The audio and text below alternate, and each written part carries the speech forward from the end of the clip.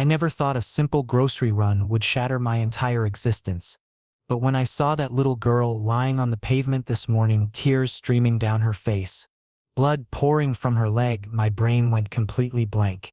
It was a hit and run. The driver had fled, and this child was alone on the street. People stood around filming with their phones, but nobody moved to help. I ran toward her without thinking, pressing my hands against the wound even though I had no medical training whatsoever. Her breathing was so shallow, I was terrified she might die right there in my arms. My shirt became soaked with blood, but I held her hand like my entire life depended on keeping her conscious. I stayed with her until the ambulance arrived, draping my jacket over her small body to keep her warm. The paramedics tried to push me aside, but I refused to leave because there was nobody else with her. I followed them to the emergency room, and when the doctors took her into surgery, I stood in the waiting area, my hands covered in blood, my heart pounding so hard I thought it would burst through my chest. The nurses kept glancing at me as if I were a family member, but the truth was I was a complete stranger. Just someone who happened to be in the right place at the right time. Hours passed and nobody came. I assumed the police would arrive, that someone would track down her parents, but nothing happened. I began questioning myself, why was I still here? Why had this become my responsibility when suddenly the automatic doors burst open and a man entered like an approaching storm. Tall, imposing, with perfectly styled jet black hair and a charcoal gray tailored suit that looked like it belonged in a fashion magazine. His eyes, an intense greenish gray, scanned the entire hall as if desperately searching for someone. A nurse spoke to him quickly and his entire body froze for a second as though he'd just received the worst news imaginable. Then he looked directly at me, at my blood-stained hands, my disheveled hoodie, my exhausted face. I saw something flicker in his eyes, confusion, perhaps suspicion, but he said nothing. He walked straight toward the ICU where his daughter was being treated. Before disappearing through the doors, he glanced back at me, once no words, just a look that contained multitudes. Was it blame? Gratitude? I couldn't tell. I was about to leave when a young nurse approached me. "Excuse me." When the little girl regained consciousness briefly, "She was asking for you. You were with her during the accident, right?" My heart sank slightly. "Yes, I was there when it happened." The nurse gave me a sympathetic smile. "You can go in for just a minute if you'd like. It might comfort her." I hesitantly agreed and walked into the room. The little girl lay in the hospital bed, tubes and wires attached to her, curly brown hair messy and small scratches on her face. When she saw me, a faint light appeared in her tired eyes. "You stayed," she whispered, so softly I almost missed it. "Yes," I said, sitting carefully beside her so as not to disturb any equipment. "I'm here. How are you feeling?" She nodded weakly, then extended her tiny fingers toward me. I gently held them and she smiled. "Thank you, Appa." I was completely stunned. Appa? That was a Korean word for father. I couldn't understand how this little American girl knew that word, or why she was calling me that. But in that moment, I felt a strange attachment I couldn't explain. That's when the man entered, the intense stranger who now felt less like a stranger. He looked at me, then at his daughter, and his jaw tightened. His expression was completely unreadable, as if he were forcibly controlling his emotions. "Who are you?" he asked, his voice low but commanding, with natural authority. "Jackson," I answered simply, standing awkwardly. "I was just there when the accident happened. I stayed with her until the ambulance came." He didn't respond for several seconds, just studied me as if trying to extract some hidden truth. Then without another word, he walked back outside and stood near the door, talking to someone on his phone. I started to leave as well, but the girl gently grabbed my hand. "Will you come back?" My heart melted. I touched her forehead lightly. "Yes, sweetheart. I'll come back." That night when I went home, I had no idea that this simple promise would change my entire life. The next morning found me standing outside the hospital again, unable to stay away. At the reception desk, they informed me the patient had been moved to a private wing. That's when I realized this wasn't an ordinary family. Security checks made it feel like entering a fortress. I received a visitor pass after multiple verifications, and when I reached the floor, the entire environment felt different. Only VIP patients stayed here, and everything was premium. Outside the room stood that man talking intensely on his phone, his voice cold and professional. "I don't care what the investors think. Marcus, cancel the entire Berlin trip. Reschedule everything for next month. Then he saw me, abruptly ended his call, and walked toward me in slow, measured steps. You came back. I stood awkwardly, hands in my pockets. Yes, I just wanted to check on her. If that's okay. He assessed me from head to toe, not judgmentally, but curiously. Then surprisingly he said, she's been asking for you since she woke up this morning. I was surprised. Asking for me? He nodded almost imperceptibly. She won't stop calling you Appa. The nurses are confused. His tone was flat, but something lingered in his eyes. Discomfort, maybe hurt. I can tell her not to. I started, but he interrupted. No, don't. He ran his hand through his hair, frustration evident. If that's what makes her comfortable right now, let it be. An awkward silence stretched between us. Then I carefully asked, who is she? I mean, what's her name? Mira, he said softly. And for the first time, I heard emotion in his voice. Genuine tenderness. My daughter. And I'm Marcel Hale. Marcel Hale. I had definitely heard that name in business magazines, on Forbes lists, in news articles. Tech billionaire, CEO of Hale Innovations, known for being ruthless in boardrooms and emotionally detached in his personal life. And now this man stood before me, looking completely out of his element despite his composed exterior. He gestured for me to enter. Mira was awake. More color had returned to her face, and when she saw me, her smile appeared instantly as if it were Christmas morning. Appa, you came back, she said excitedly, though her voice remained weak. Marcel froze in the doorway, his entire body tensing. I looked at Mira and said gently, hey there, sweetheart. How are you feeling now? So much better now, she said innocently. Daddy was here all night, but he was on the phone. You stayed with me during the scary part, right? I glanced nervously at Marcel, who looked visibly uncomfortable, his jaw muscles tight. I carefully said, yes, I did. But your daddy is here now. He was here all night for you. Mira's smile faded slightly. But he's always on the phone or at meetings. The silence became so heavy and uncomfortable I could hear my own heartbeat. Marcel's face showed no expression, but something lurked in his eyes. Deep hurt, perhaps guilt. He quickly changed the subject. Mira, you need to rest. The doctor said you shouldn't talk too much. Mira pouted but then grabbed my hand and insisted, can Appa stay? Please, Daddy? Marcel hesitated, clearly conflicted. Then he looked at me, and for the first time I saw desperation in his eyes. Do you have time? Honestly, I had a shift at the cafe today. I worked there part-time as a barista. But somehow yes came out of my mouth. Marcel nodded slowly and left, though he looked back once as he departed with an unreadable expression. I sat with Mira, and we made silly drawings with crayons. She told me about her school, her favorite cartoon character Bluey, and how much she loved strawberry ice cream. Hearing her innocent laughter gave me a strange peace I hadn't felt in a long time. Perhaps because my own life lacked purpose, just a dead-end cafe job and a lonely apartment. But here, with this little girl, I felt like I mattered. When Marcel returned that evening, I found Mira sleeping peacefully, using my jacket as a pillow.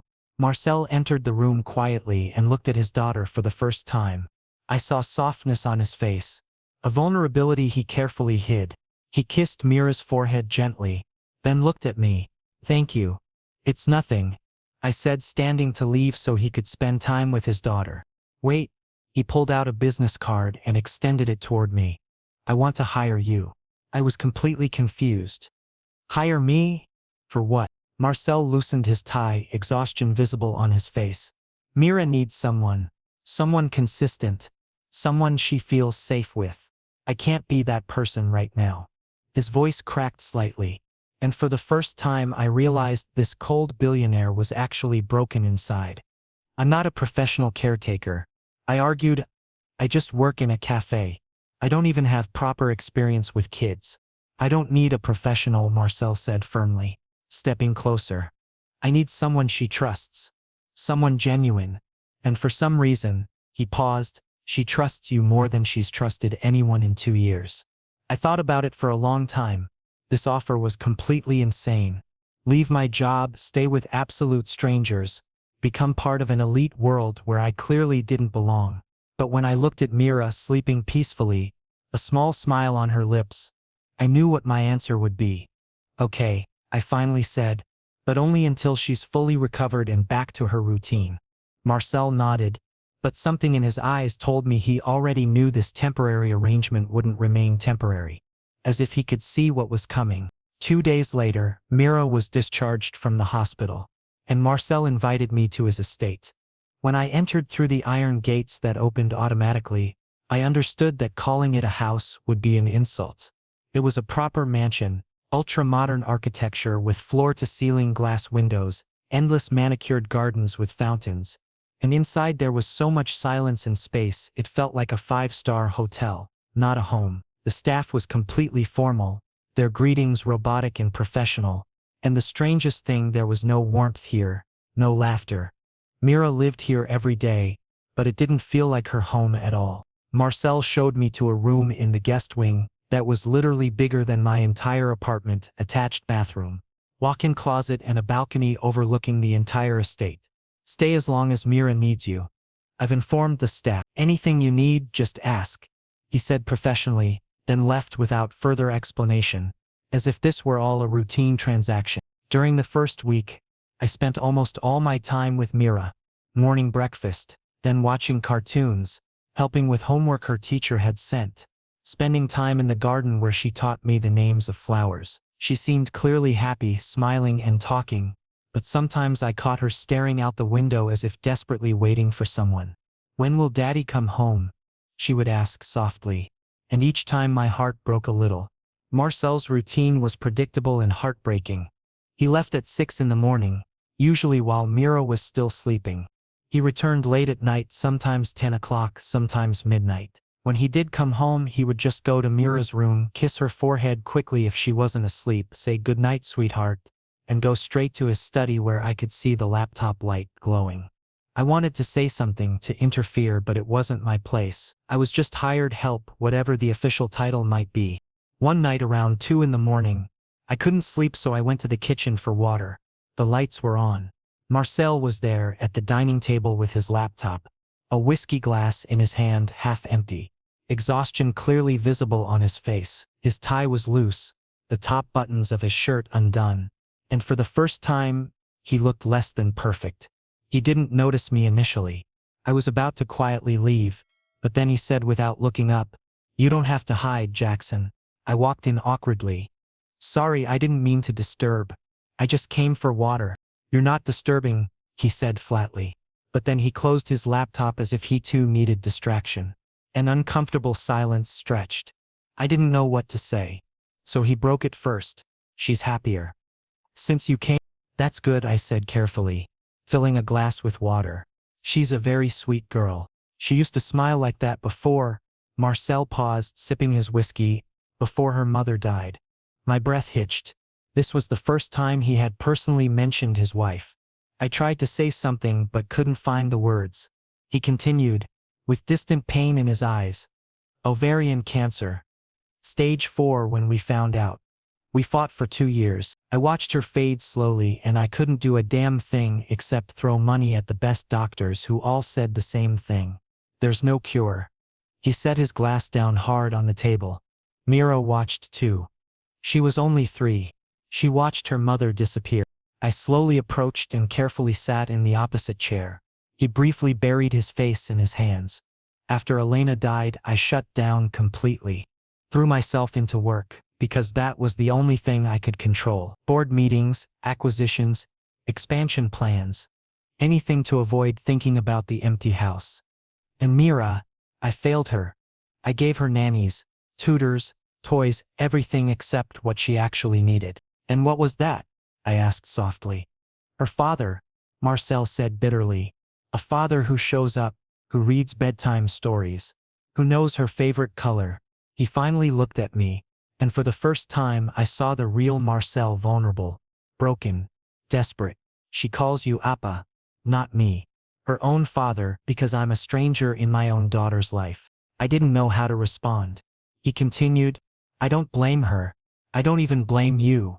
You gave her what I couldn't: presents, attention, care, things money can't buy." I placed my hand on the table across from his. not touching but close. It's not too late, Marcel. Mira still loves you. She waits for you every single evening. She talks about you constantly. Daddy likes this. Daddy's so smart. Daddy works so hard. She's just waiting for you to show up and stay. He looked at me, and in that moment something shifted. His eyes locked with mine, and the room's temperature suddenly changed. How do I start? He whispered. I don't even know where to begin. Start small, I encouraged him. Tomorrow, sit down for breakfast. Make pancakes with her, even if they burn. Read a bedtime story. Just be there physically and emotionally. That's all she wants. Marcel nodded slowly, and for several seconds our eyes remained locked. Then he placed his hand on mine, a brief touch, but enough to send literal electricity through my entire arm. Thank you, Jackson, he said sincerely, for not giving up on us. Never, I promised. And that night we both sat together a bit longer, having real conversations about life, loss, and second chances. The next morning, Marcel surprised everyone when he came to the kitchen wearing a suit, but instead of leaving for the office, he put on an apron. Mira was absolutely shocked and then overjoyed when she saw her daddy making pancakes. Yes, they were slightly burnt, but the effort counted. Mira's laughter echoed through the entire house, and for the first time, this place felt like a home. I stood in the doorway watching them, smiling genuinely, and thinking that maybe, just maybe, this broken family could heal. But I didn't know that something else was happening in my own heart. Something I was ignoring but could no longer deny. I was becoming attracted to Marcel Hale. And this was very dangerous territory. The following weeks were strange and confusing both. Marcel gradually started coming home from the office earlier, sitting through dinners and spending quality time with Mira. He read bedtime stories, checked homework, and on weekends we even started visiting parks. Mira gradually became comfortable around him, and her smile was now genuine when she saw her daddy. I was genuinely happy. After all, that's what I wanted. But something else was also happening that I was deliberately ignoring. Marcel and I started spending more time together, early morning coffees when Mira was sleeping, late night talks after she went to bed, and casual moments where our eyes would meet and linger a few seconds too low. Every time he passed near me, my heartbeat would noticeably quicken. Every time he smiled, which was now more frequent, I felt that perhaps this attraction wasn't one-sided. But I kept reminding myself that this was wrong, that I was here for Mira, and that professional boundaries existed for a reason. One Friday evening, Mira went to her school friend Emma's birthday party for an overnight sleepover. For the first time, it was just the two of us in the entire mansion. No Mira, no buffer, no excuse to avoid whatever this tension was that had been building day by day. Marcel suggested we watch a movie and order takeout because neither of us felt like cooking. I agreed, thinking it would be casual, friendly. In the living room, sitting on the comfortable couch, Chinese takeout boxes on the table and wine glasses in our hands. Some generic action movie was playing on Netflix, but honestly I couldn't follow a single scene. Marcel's presence was so overwhelming that everything else became blurred. He sat casually, sleeves rolled up, and for the first time I saw him relaxed. No tense shoulders, no guarded expressions. Halfway through the movie he paused it. I was confused. What happened? Didn't you like the movie? Can I ask you something personal? He suddenly said, turning toward me. I became nervous. Yes. Go ahead. Why did you really say yes? To staying here, to all of this? He gestured around the mansion. You could have easily refused. Walked away after Mira was discharged. Your job, your normal life. You gave it all up. Why? I told the truth because there was no point in lying now. Because Mira needed it. And honestly, I needed it too. My life had no purpose. A dead-end job, no family, no real connections. Coming here, spending time with Mira, I felt like I mattered to someone, like my existence had meaning. Marcel listened quietly, his intense gaze focused on me. You gave us more than purpose, Jackson. You gave us our life back. Mira's happy again, and he paused. With a vulnerable expression, I remember what it feels like to want to come home. My throat tightened. He slowly placed his hand on my cheek, gentle, hesitant, as if asking permission. Tell me to stop, he whispered, inches from my face. My brain screamed that this was wrong, that boundaries were being crossed, that there would be consequences, but my heart said something different. I can't, I whispered honestly. He kissed me slow, tentative at first as if testing the waters. But when I responded, placing my hands on his collar and pulling him closer, the kiss deepened. Intense, desperate, and so consuming that my mind went completely blank. Our breaths mingled, bodies pressed together, and for a few minutes it was just us. No responsibilities, no labels, no outside world. Just feeling, just connection. When we finally pulled apart, we were both breathless. Marcel rested his forehead against mine, eyes closed. I shouldn't have done that, he said, guilt evident. But you did, I whispered, still processing. And I didn't stop you.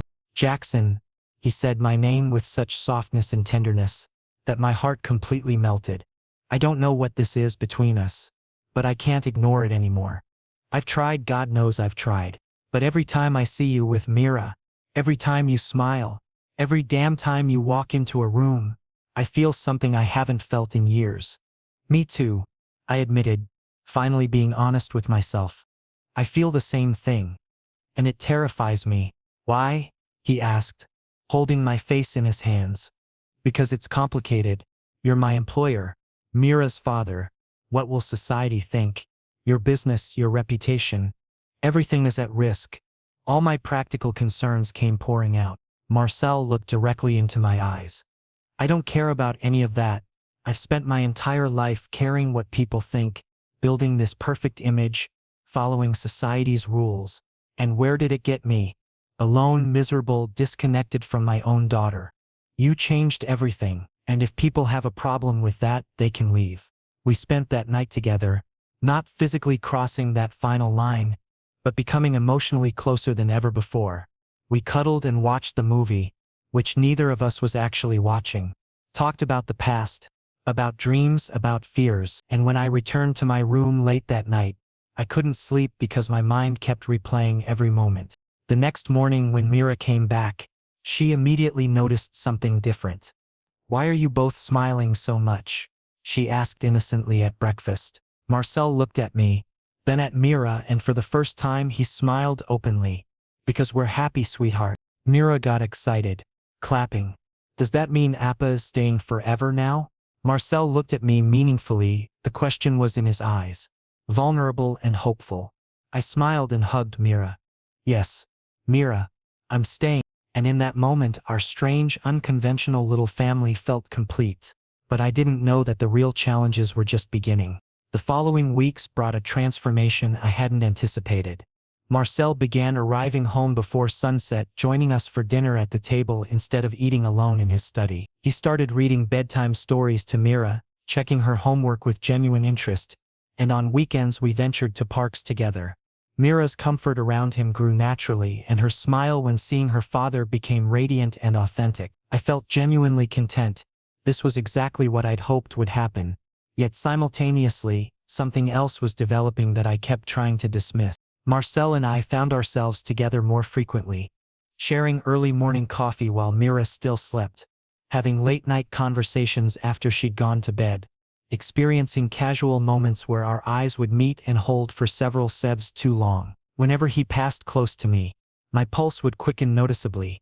Each time he smiled, which happened with increasing frequency, I sensed that perhaps this attraction wasn't entirely one-sided. But I continually reminded myself this was inappropriate, that I was here for Mira's benefit and that professional boundaries existed for valid reasons.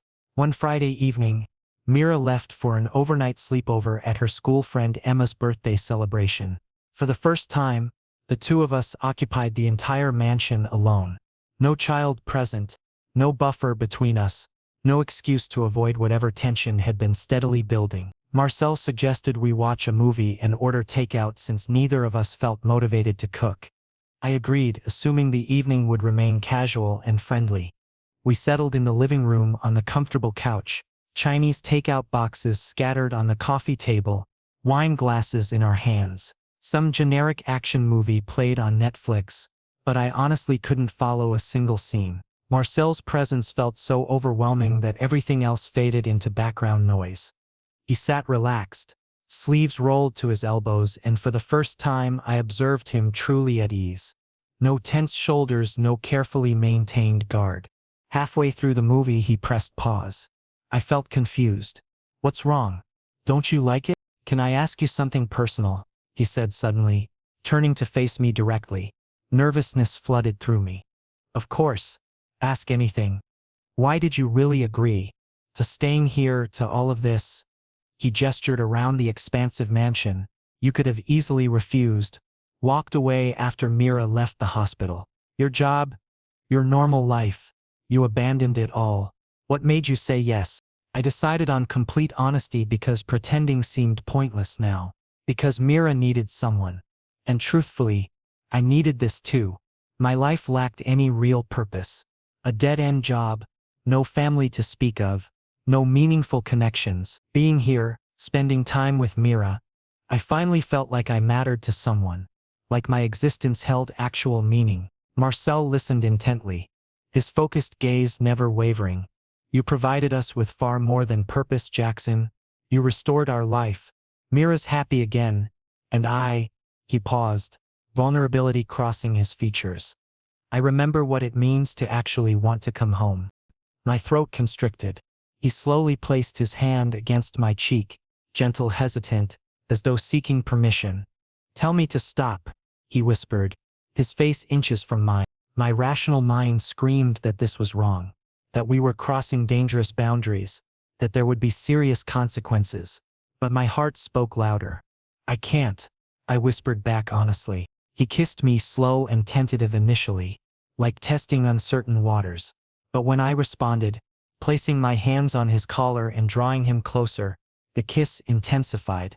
It became consuming, desperate, and so all-encompassing that my mind went completely blank. Our breathing synchronized, our bodies pressed together, and for those precious minutes, nothing else existed. No responsibilities, no labels, no outside world demanding attention. Just raw feeling, pure connection. When we finally separated, both of us were breathless. Marcel rested his forehead against mine, keeping his eyes closed. I shouldn't have crossed that line, he said, guilt evident in his tone. But you did, I whispered, still processing what had happened. And I chose not to stop you. Jackson, he spoke my name with such profound softness and tenderness that something inside me melted completely. I don't understand what this is between us. But I can't keep pretending it doesn't exist. I've tried, believe me, I've tried. But every time I watch you with Mira, every time you smile at something small, every single time you enter a room, I feel something I thought I'd never experience again. I feel it too, I admitted, finally being truthful with myself. The same exact thing. And it absolutely terrifies me. Why does it frighten you? He asked, cradling my face in both his hands. Because the situation is impossibly complicated. You're technically my employer. You're Mira's father. What will society think? Your business reputation, your company's image, everything is at stake. All my practical concerns came rushing out. Marcel looked directly into my eyes with unwavering intensity. I honestly don't care about any of that anymore. I've spent my entire existence caring what people think, constructing this flawless image, following every unwritten societal rule. And where did all that effort get me? Completely alone, utterly miserable, emotionally disconnected from my own daughter. You transformed everything. And if people take issue with that, they're welcome to leave. We spent that night together, not crossing that final physical boundary, but becoming emotionally intertwined in ways that felt even more intimate. We cuddled while the forgotten movie played, talking about our pasts, sharing our dreams, confessing our deepest fears. When I finally returned to my room in the early morning hours, sleep eluded me completely because my mind kept replaying every single moment. The next morning when Mira returned home, she immediately noticed something had shifted. Why are you both smiling so differently? She asked innocently over breakfast. Marcel glanced at me, then at Mira, and for the first time he smiled with complete openness. Because we're genuinely happy, sweetheart. Mira became excited, clapping her hands together. Does that mean Appa is staying forever now? Marcel looked at me with profound meaning. The question lived in his eyes, vulnerable and hopeful. I smiled and pulled Mira into a hug. Yes, Mira. I'm staying permanently. In that moment, our strange, unconventional little family felt complete, but I remained oblivious to the fact that our real challenges were just beginning. Everything proceeded perfectly for exactly 3 weeks. Then the real world came knocking, and our entire situation fell apart in the most devastating way imaginable. On an ordinary Tuesday afternoon, Mira and I were at the local park, taking turns on the swings. She was laughing freely, I was pushing her gently, and the moment felt genuinely honest. I failed to notice the photographer concealed behind the bushes, continuously clicking photographs. The next morning, when Marcel burst into my room at 6 o'clock in a complete panic, I learned our privacy had been viciously invaded. Headlines appeared everywhere: newspapers, online tabloids, social media trending topics. Billionaire CEO Marcel Hale's mystery man. New lover or just the nanny? My photograph dominated the front page, showing Mira and me laughing together. Additional photos followed, Marcel and I casually laughing over coffee, the three of us together in the garden, and most damaging of all, one blurry photograph where Marcel's hand rested on my shoulder, the angle making it appear far more intimate than the innocent moment had actually been. Marcel's phone rang incessantly. His PR team had entered complete panic mode. Board members were demanding emergency meetings, investors were asking pointed questions about stability and focus, and media outlets were attempting to track me down for interviews, and me felt crushing guilt, as though I had intentionally created this chaos, as if I were personally responsible for destroying Marcel's carefully built reputation. "I'm so incredibly sorry," I told Marcel as he paced tensely in his study, speaking with lawyers on his phone. "I never considered media attention. This isn't your fault," he said firmly, ending his call. "This is what they do. They invade, they distort, they destroy for profit. But we need to handle this situation carefully. The board is already questioning my judgment. If they believe I'm distracted or making poor decisions, then I should leave," I offered, pain radiating through my chest. "If my presence here is creating problems for you, absolutely not." Marcel immediately crossed to me, gripping my wrist. "That's not even a consideration. Marcel, your career, your company. To hell with the company," he nearly shouted, then composed himself, realizing his volume had risen. "I've spent years constructing this empire, losing myself in endless work, pushing everyone away systematically. And for what purpose?" Mira was miserable. "You changed everything fundamentally. You gave us something real, something that actually matters in life. I'm not letting you go because some tabloid vultures can't mind their own business." Tears welled in my eyes, despite my efforts to hold them back. "But what about Mira? Her reputation at school, her friendships?" "Mira is stronger than you think," Marcel said, holding my face in his hands. "And she loves you deeply. More importantly, so do I." Time seemed to stop completely.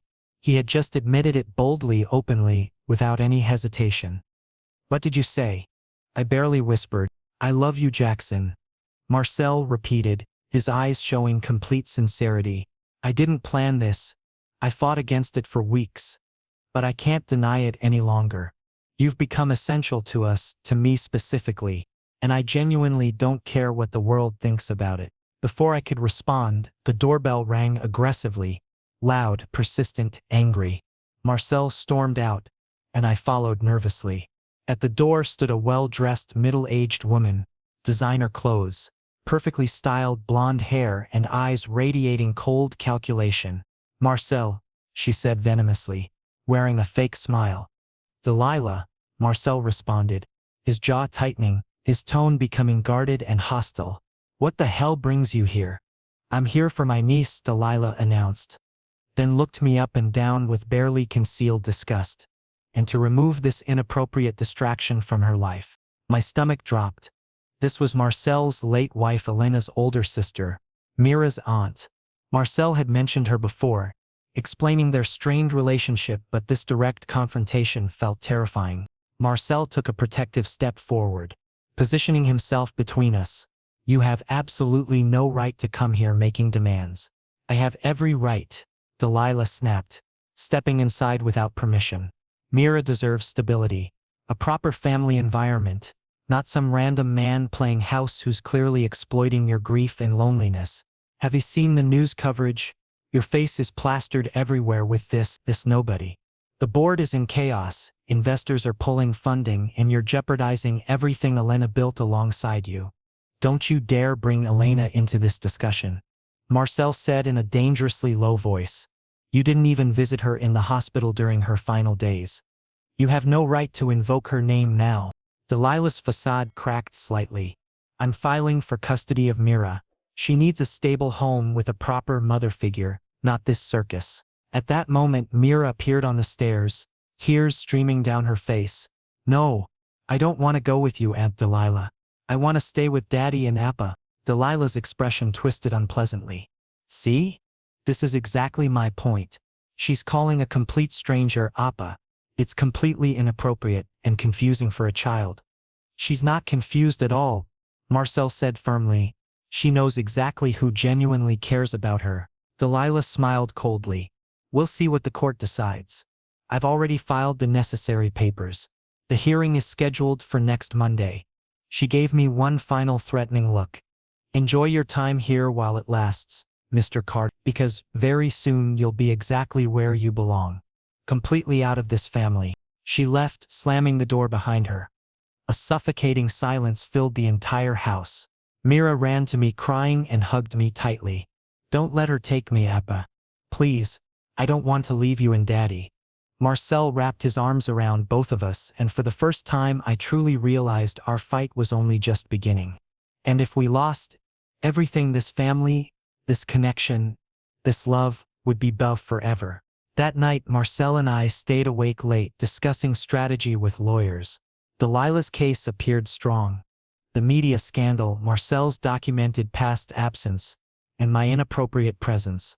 We needed to counter her arguments carefully and strategically. We'll fight this with everything we have, Marcel said, holding my hand.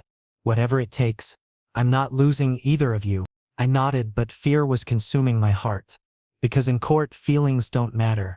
Facts, evidence, and public perceptions determine outcomes. And currently, everything seemed positioned against us. Monday finally arrived. The most terrifying day imaginable. Our hearing in family court was scheduled, and anxiety was eating me alive. Mira stayed at her best friend's house so she wouldn't have to witness this traumatic experience. Marcel and I sat side by side in the courtroom, our lawyers beside us, while across the aisle Delilah sat with her high-powered legal team. The judge, a stern-looking woman in her 50s, began the proceedings. Delilah's lawyer proved brutal from the opening minute. Your Honor, we're here because Marcel Hale has created an unstable and inappropriate environment for his 7-year-old daughter. After his wife's tragic death 2 years ago, Mr. Hale completely withdrew from parenting responsibilities, hiring a succession of nannies and caretakers while he buried himself in work. Marcel's jaw clenched, but he remained composed. I held his hand under the table, offering silent support. The lawyer continued. And now, in a clearly impulsive decision following a recent accident, he's brought a complete stranger into their home. A man with no childcare credentials, no background in child psychology, someone he literally met on the street.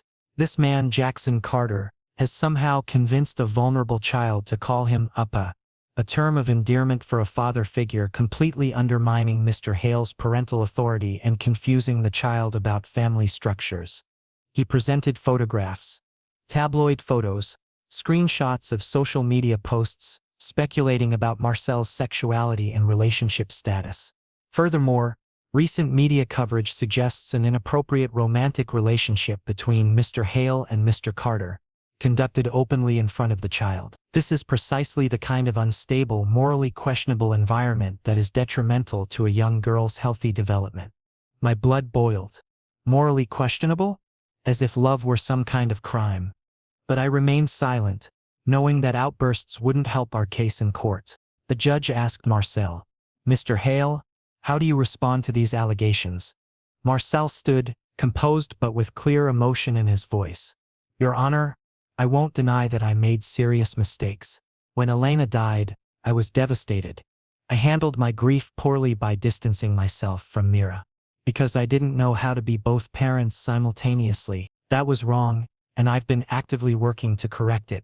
He glanced at me, But calling Jackson a stranger is factually inaccurate. He saved my daughter's life when she was hit by a car in a parking lot. He stayed with her, comforted her, secured medical help while everyone else just watched or filmed on their phones. He asked for nothing in return. When Mira came home from the hospital, she was traumatized and frightened. Jackson helped her heal, not just physically, but emotionally. He provided stability, consistent attention, and genuine care. Marcel's lawyer presented evidence. Hospital records confirming my presence. Testimonials from Mira's therapist documenting her improved mental state, and school reports showing significantly better grades and classroom participation. As for the relationship Miss Brennan finds so offensive, Marcel continued, "Yes, I care deeply about Jackson. That doesn't make me a bad father. If anything, it makes me a better one because he's shown me how to be truly present, how to prioritize what actually matters in life. Mira is happier now than she's been in 2 years. That should be what matters here, not tabloid gossip or outdated prejudices." Delilah's lawyer objected. "Your Honor, this isn't about prejudice. It's about a child being exposed to an unstable romantic situation. What happens when this relationship inevitably fails? Another devastating loss for Mira to process." The judge looked thoughtful, then turned to me. "Mr. Carter, you've been unusually quiet. Do you have anything to say?" I stood nervously, my heart pounding violently. "Your Honor, I never intended to become part of Mira's life. I was simply in the right place at the right time when she desperately needed help. But when I got to know her, her innocence, her incredible strength, her capacity to love despite losing her mother, I couldn't just walk away from that." My voice cracked slightly. "I love Mira as though she were my own child. Not because of Marcel, not because of money or social status, but because she's an extraordinary kid who deserves people who consistently show up for her." Miss Brennan didn't visit Mira in the hospital. She hasn't called or checked on her welfare in months. But now suddenly she wants custody? That's not love, Your Honor. That's something else entirely. The judge asked Delilah directly. "Mrs. Delilah Brennan, can you explain this sudden interest in custody? According to court records, you've had minimal contact with Mira since your sister's death." Delilah hesitated, clearly not expecting direct questioning. "I was giving Marcel space to grieve and adjust, or waiting for the opportune moment to claim financial benefits." Marcel's lawyer interrupted, presenting documents. "Your Honor, Mira is the sole beneficiary of a substantial trust fund established by her late mother Elena Hale, worth approximately $50 million, accessible when she turns 18 or if she's in the legal custody of a guardian other than Marcel Hale due to a specific clause in the trust." Miss Brennan filed for custody exactly 3 days after the tabloid photos were published. Photos that she herself may have arranged through a private investigator we've traced directly back to her employment. Murmurs erupted throughout the courtroom. Delilah's face went dramatically pale. "That's completely false. We have bank records showing payments to a photographer known specifically for paparazzi work," the lawyer said calmly. "This was a calculated move to create a public scandal and use it as leverage for custody and ultimately access to Mira's substantial inheritance." The judge's expression hardened considerably. "Mrs. Brennan, these are extremely serious allegations." Delilah attempted to defend herself. "I just want what's genuinely best for my niece. By manipulating the media and traumatizing her in the process?" the judge said sharply. She then reviewed the papers silently for what felt like endless hours. Finally, the judge delivered her ruling. "Based on the evidence presented today, I find that Mira Hale is currently in a stable, loving environment with her biological father, Marcel Hale, and a strong support system that includes Jackson Carter. The relationship between Mr. Hale and Mr. Carter, regardless of its nature, does not constitute grounds for removal as long as the child's well-being is clearly prioritized, which it obviously is." Relief felt so overwhelming I nearly collapsed. Marcel gripped my hand tightly. "However," the judge continued, "I'm mandating family counseling sessions and regular check-ins with a court-appointed child welfare officer for the next 6 months to ensure continued stability. Mrs. Brennan, your petition for custody is denied. Furthermore, I'm restricting your visitation rights, pending a full investigation into the allegations of media manipulation. This case is closed." The gavel struck, and everything felt surreal. Marcel immediately hugged me right there in the courtroom in front of everyone. We won, he whispered against my neck. We actually won. Delilah stormed out furiously with her lawyers. But I didn't care anymore. We had won. And our family was safe. We rushed home where Mira waited anxiously. When we told her the court had decided in our favor, she literally screamed with joy and jumped between us. We're staying together? Forever and ever? Yes, sweetheart, Marcel said, tears also in his eyes. Forever and ever. Mira giggled, then asked innocently, so does that mean you both love each other? Like in the movies? Marcel looked at me with a vulnerable expression. I smiled and said honestly, yes, Mira. We both love each other very much. Mira became excited. So you're like my two daddies now? Marcel laughed, a genuine happy laugh I was hearing for the first time. If Appa is okay with that, then yes. More than okay, I said, my eyes becoming moist. That night, after Mira finally fell into peaceful sleep, proper sleep without nightmares for the first time in days, Marcel and I stood on the balcony gazing at the city lights. He wrapped his arms around me from behind, resting his chin on my shoulder. Thank you, he said softly, for not giving up, for fighting, for loving us. Thank you for letting me in, I replied, turning to face him, for trusting me with Mira, with your heart. He kissed me, gentle, sweet, full of promise and future possibilities. When we separated, he pressed his forehead against mine. I know society won't always be kind. There will be more challenges, more judgments, but as long as we have each other, we can face anything, I completed his thought. And in that moment, under the stars, our unconventional family was complete. I knew that obstacles lay ahead, public scrutiny, business pressures, and new challenges as Mira grew older. But for the first time in my life, I genuinely felt at home. Marcel, Mira, and I, we were a family, messy, unconventional, and perfect in our own unique way. And this was just the beginning of our story.